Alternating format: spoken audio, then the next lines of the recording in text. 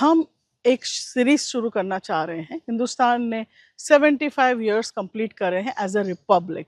तो हम चाहते हैं कि इस टाइम पे हम आपको क्रिश्चियन कम्युनिटी का क्या योगदान रहा है नेशन बिल्डिंग में, उसके अलग अलग हम आपको एपिसोड्स बताएं। जैसे कि स्कूल्स उनने खोले हुए हैं, कॉलेजेस खोले हैं, हॉस्पिटल्स खोले हैं, और कई सालों से सेंचुरीज पुराने schools, colleges and hospitals Hindustan में क्रिश्चियन शुरू करे। उसके अलावा development of language, of literacy, बहुत सारा योगदान, development of journalism, starting journalism in India, ये सारी चीज़ें क्रिश्चियन कम्युनिटी ने करी। हम एक एक करके आपको ये सारी चीज़ें बताना चाहते हैं। हाल के माहौल में ऐसा हो गया है कि सिर्फ हिंदुस्तान में क्रिश्चियंस को कन्वर्जन के लिए जाना जाता है, पर हिंदुस्तान के क्रिश्चियंस ने भारत को डेवलप करने के लिए बहुत सारा योगदान दिया है और देते चले आ रहे हैं। उसके बारे में हम आपको बताना चाहते हैं। पर हम शुरू करें उसके पहले हम चाहते हैं कि आप हमारे वीडियोस को सब्सक्राइब कर लें। ऑल्सो अगर आपको हमारे वीडियोस पसंद आ रहे हैं तो लाइक कीजिए, शेयर कीजिए और कमेंट भी ज़रूर कीजिएगा। हम आपके कमेंट्स पे जवाब भी दे रहे हैं, उनको पढ़ भी रहे हैं। नमस्ते, हम हमारे नए एपिसोड के साथ हाजिर हैं। Today we will be speaking to the director of Indian Social Institute, Bangalore. We are in this lovely location at the Indian Social Institute, and we will speak to Father Selvaraj about the institute and various other activities that he's been doing. So, welcome to our show. Good morning, namaste, vanakkam. Yes. Glad to be here, and we thank you a lot for giving us this time to speak to us. Tell us a little bit about Indian Social Institute. What kind of activities you're doing? You've been here for a long time now as a director. So good morning, everybody. Indian Social Institute was started in the year 1963. So we just a couple of years ago celebrated the Diamond Jubilee of Indian Social Institute. This is basically a training, a research, and a resource center. Great people like Father Henry Falcon, Stan Swami worked here. Okay. Henry Falcon was 12 years as the director and founder, and Father Stan Swami was working with him, and then he took over as a director, and he worked for 19 years. Then, of course, many directors came. I came here in 2012 from ISI Delhi, Indian Social Institute Delhi, as a research coordinator. Then in 2015, I became the director of this institute, which I continued till 2019 July. Then I went back to my province. Again, I came for the second time in 2023 June. And since then, I'm again serving as a director of Indian Social Institute. So this is briefly about my work. Indian Social Institute has worked very hugely in South India as a big training center. And the people who worked here are also known for training. In fact, if you take the number of NGOs in South India, thanks to a place like ISA, which has trained all those NGO heads who are today very actively involved in the civil society organizations, civil society works in the country. So this is it. Currently, we have three activity units. One is social inclusion democracy, which also gives a lot of training. Currently, about 600 youth from 6 southern states are getting trained. And this been kind of divided into two types. One is a basic module, another advanced modules. So in 2-year circle, we finish this training. Then we go for a new training partners and the new trainees. This is one unit. Another unit, when I was a director in 2015, I started the work on labor migration, because we did an evaluation in 2013 as a part of the Golden Jubilee celebration, by which we understood that one of the important things that we have to do at that time was work among the migrants, both interstate and intrastate distress migrants. So in 2015, as soon as I took over, I started this unit, and which has been doing very well with the migrants, especially intrastate and interstate migrants here in Bangalore. On 4 major areas we are working. One is basically helpline, to reach out to them in emergency time. And second one is training the people who are working among the labor migrants, both the NGOs and also grassroots leaders. And the third thing is about networking with not only with the people who are working among the migrants, but at the national, international, and regional level, were all the people who have got interest into working for the migrants. So that's another one, networking. And the fourth thing which we are moving towards, kind of bringing policy changes into migration issues, because migration is basically a fact which has been there for thousands of years. So it is neither positive nor negative, but it is a fact of life. But what we are interested in, what we are worried about, how to make people migrate to places for employment and for other livelihood options safely. So this is a very, very important that we are doing. So these are 4 areas that we are working. Again, we also understood the society is so much gripped by xenophobia, that is, fear of the other, especially in terms of a caste, in terms of religion. There is a lot of division, there is a lot of dissension, which has been on the increase in the last maybe couple of decades. So we thought we should also work on this issue. There's in 2023, I started a unit called Peace and Reconciliation Unit as a part of our work. So these are the 3 major activity units that are operative. Plus, we do a lot of action researches and many other works like national consultation on democracy and the constitution. And we also have an annual program for more than 40 years on socio-cultural analysis. That's another program. So likewise, we do a lot of program, and Indian Social Institute Bangalore is known for its mobilization, it's a collaboration, it's a network. So this is in a nutshell what ISI Bangalore is doing now. You are also wearing many other hats. So tell us, you're the founder of the National Dalit Christian Watch. Yeah. So tell us about that. I am one of the founders of National Dalit Christian Watch. In fact, the first discussion happened in my director's office, in my office here, when Reverend Dr. Vincent Manogaran came, and then we discussed on that matter in 2015, soon after I became the director. But in 2016, we had the first meeting of launching National Dalit Christian Watch at my one of the offices here. So we basically, a few people, we had an idea, we had a concern, sharing with one another, that most of the NGOs working among the Dalits in general are all Christian NGOs. Are all Christian. But there was very few NGO which worked specifically on Dalit Christian issues for the Dalit Christian community. So this was the background against which we started this National Dalit Christian Watch. Of course, now we have got about 11 people as a governing board member, another more than 20 people as a general body members.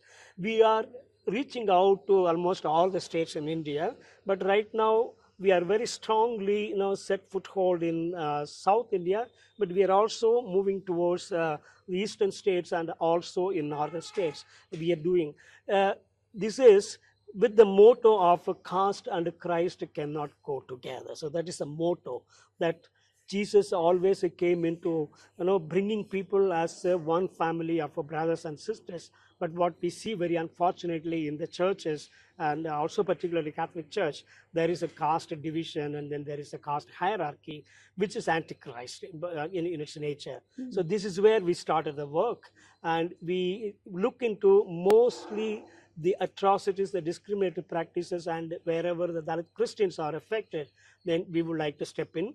But since it's a too vast a land and the issues are too vast, we are not able to adequately respond to that, but we are slowly but very steadily going from state to state to really make our presence felt, and trying to create a lot of youth who can really farm, who can really take up these issues, and we will be kind of a hand-holding support to them. So this is basically about National Dalit Christian Watch. I'm happy to say that I am also one of the founders of National Dalit Christian Watch.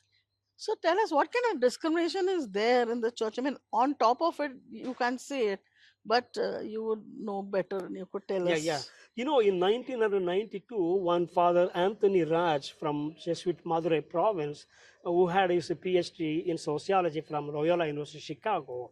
So he took up a project supported by Missio Aachen, Germany, on the discriminatory practice against Dalit Christians in India. Especially, very particular focus was on Tamil Nadu. And he came out with a very shocking reality that there are about 144 different types of discriminatory practices. So I always say, wherever Dalit Christians and non-Dalit Christians are together in a community, in a parish or in a pastorate, whatever you say, and there is some sort or other of discriminatory practices. This has been the experience, this has been the fact in the churches in India. So I cannot name one or two, but we can also say there is a discrimination in vocation, there is a discrimination in appointment, there's a discrimination in admission, in appointments, in the church levels, appointing bishops, or appointing vicar generals, appointing the chancellors. There are a number of offices down the line, but in everything there is some sort of a discriminatory practice when it comes to a question of Dalit Christian, either priests or pastor or even ordinary people in schools, colleges. There has been kind of discriminatory practices all over the country with all the churches in India. So this is what I would say. Some of them are very major, affecting very, very strongly. Some of them are very nuanced, but practice, discriminatory practice everywhere. Okay, just to give the viewers an idea, out of the number of bishops that the Catholic Church has, how Yeah. many are Dalits? First of all, we would like to also mention that majority of how many Catholics would be actually coming from Dalit or Yeah. Adivasi background. Yeah, what Dalits, I yeah. can say, I'm not able to give the exact number now because I'm a bit out of the scene of all those things. See, if you look at the data I'm giving is almost a 10-year-old data, which I'm saying. And again, I'm not able to give exact number in terms of numbers, but I can give more or less the percentage. Out of 8% of the tribal Catholics, we have got nearly 14% tribal bishops. Okay. And out of 65 to 70% of the Dalit Catholics, we have got hardly 5% of the Dalit bishops. And the Okay. rest of them, about 25% of the caste Catholics, we have nearly 80% of the bishops from the community. You be Mangalorean, be Malayalis, or you be other caste, Shudra caste communities like Reddis, or Naidus, or Tamil Nadu, Vellalas, or Countess, or whatever caste you call them. So this I look at as a gross injustice done to the Dalit Christian community, particularly Dalit Catholic community. So, National Dalit Christian Watch is actually an ecumenical body, right? It is Yeah, representing all churches, sure, Catholics sure. and Yeah, Protestants yeah. and Pentecost and everyone. Yeah, if you look at the members of National Dalit Christian Watch governing board, it doesn't subscribe to any church organization. It doesn't have any patronage from any church or any church organization like CBCI or NCCI or no CCBI. It doesn't have any kind of a patronage from them.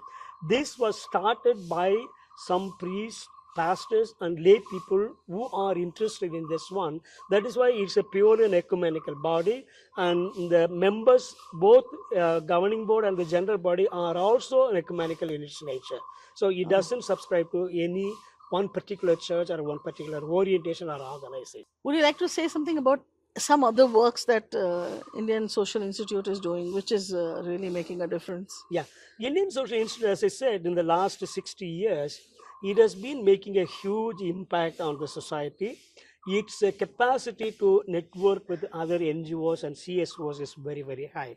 So right now, with regard to our own activities as such, we are networking with nearly 100 organizations. Oh, There are church organizations, there are secular organizations, there are CSOs, there are human rights organizations, there are non-governmental organizations. There are also government kind of agencies who are with us into many training programs. So that way, one unit is working about, and if you take the other 2-3 units, we are working on a regular basis and annual basis. We are working about 150 to 200 organizations.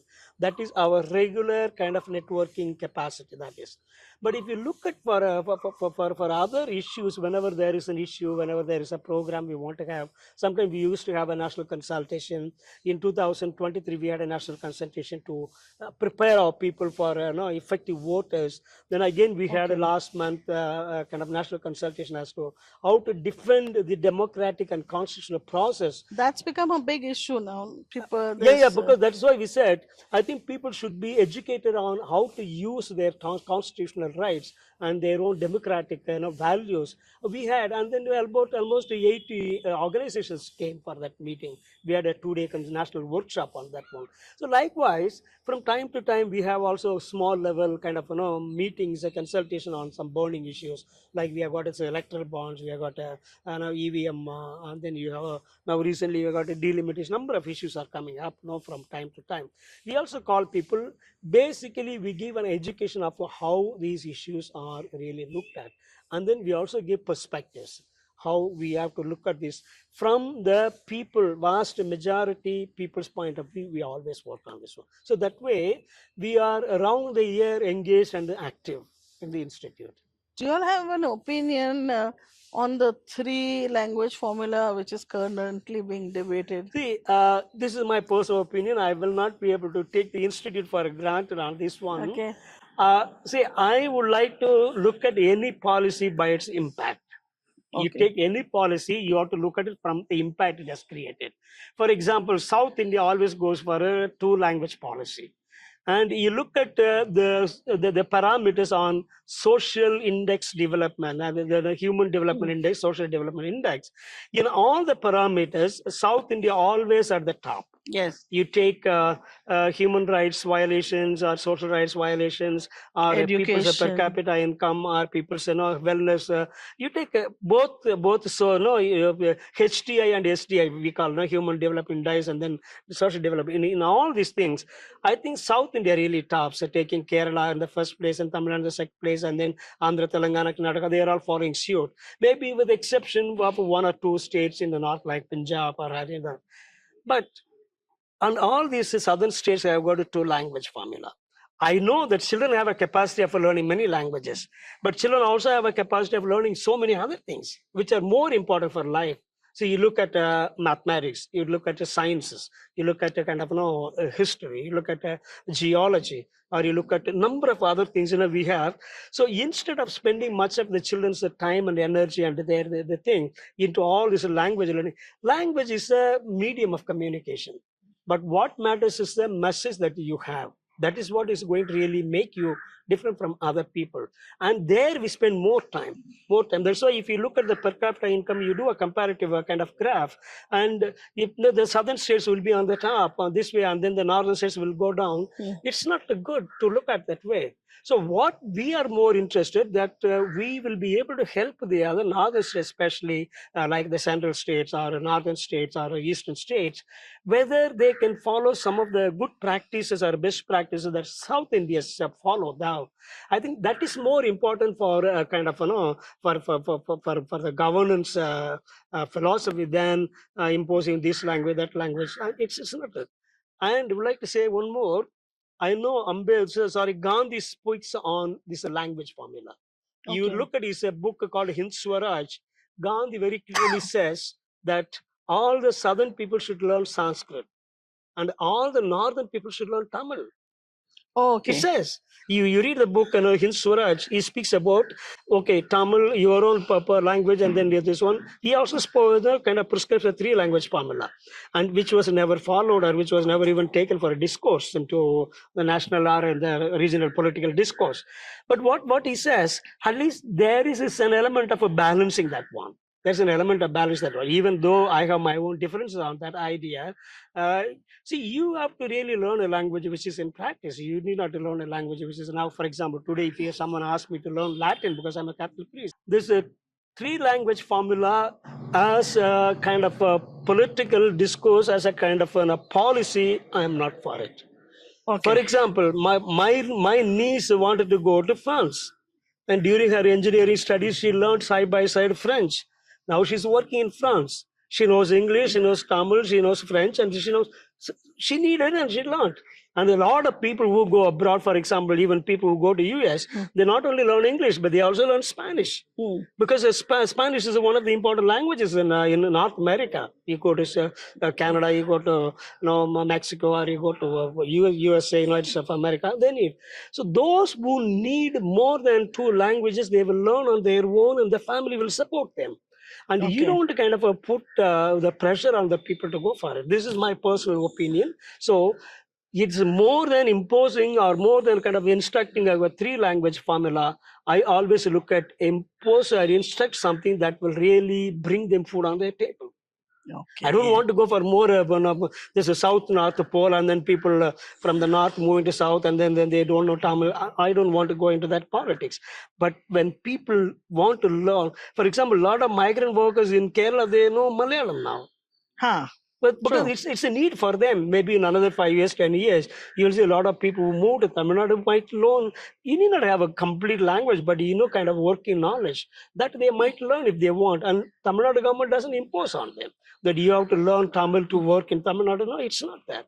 People, when they need a language to communicate with people and it becomes a kind of a livelihood option, they will do that one. So I'm for that.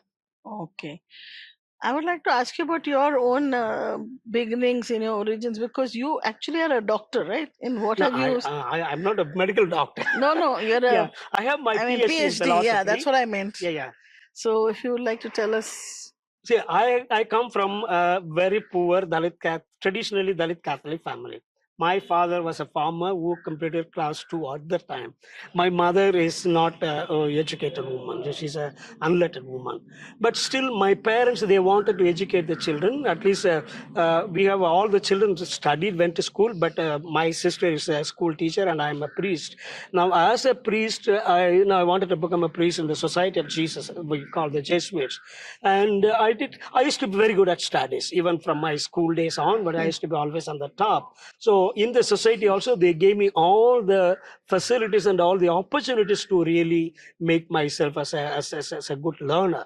And I love reading. I love doing more things. So I did my undergraduate in sociology with a rank, and then my master's in sociology. But I also do another master in philosophy with a gold medal from Pondicherry Central University. Then with that, my society asked me to go for my PhD. I registered in Tamil Nadu in Madurai Kamaraj University, but I did a kind of comparative consciousness of the blacks in the US and the Dalits in Tamil Nadu in India. So that took me to US to study the real livelihood, the consciousness, black consciousness in the US. And then I registered for 1.5 years at Loyola University, Chicago, which is again a Jesuit university. Then I came back and I submitted my thesis. So I have a PhD in philosophy. A master's in sociology and master's in philosophy and a PhD in philosophy, but on phenomenology of consciousness. That's my specific area. So this is my PhD. But I also write. I don't want to give up my reading and writing skills. So I do every year on an average 4 to 5 articles I publish. And to my credit, I have 4 books now. And then nearly 30 articles I published in the last so many years. But when you are into administration, your writing speed comes down because you are involved in many other things. But I love reading and writing. So that I do. So okay. So thanks a lot for speaking to us. Sure. Thank you very much for this interview. Yeah, it's lovely to be here and talk to you in this very nice institute. Yeah. So thank you. Thank you for this. You are most welcome to come and stay at ISI. And people who watch this is a beautiful campus. You are welcome to come here. You will really love this campus. As Sonal said, this is a really lovely campus. We have got good facilities here for about 120 people can stay at a time. We have got single rooms, double rooms, and then halls like multiple bedrooms rooms are here, and we For have this is training all purposes, for yes, training purposes. Even sometimes some important needs, you come and stay. You are welcome here, and this is all in one campus. You have got a board and lodge. Everything is here. You have got a beautiful, so small but beautiful specialized library we have, and we would like people to come and then you make use of our library. I'll be very, very happy. So thank you very much for all the viewers. तो आपने देखा कि किस तरह से हम यहाँ पे जो इंडियन सोशल इंस्टीट्यूट, ये एक जेसुइट ऑर्गेनाइजेशन है कैथलिक्स का, और किस तरह से एक तरह से समाज की सेवा कर रहा है और इंडिया के लिए कंट्रीब्यूट कर रहा है अपने कामों से। हम आपसे भी कमेंट सुनना चाहेंगे। Please comment, please subscribe and please share our videos.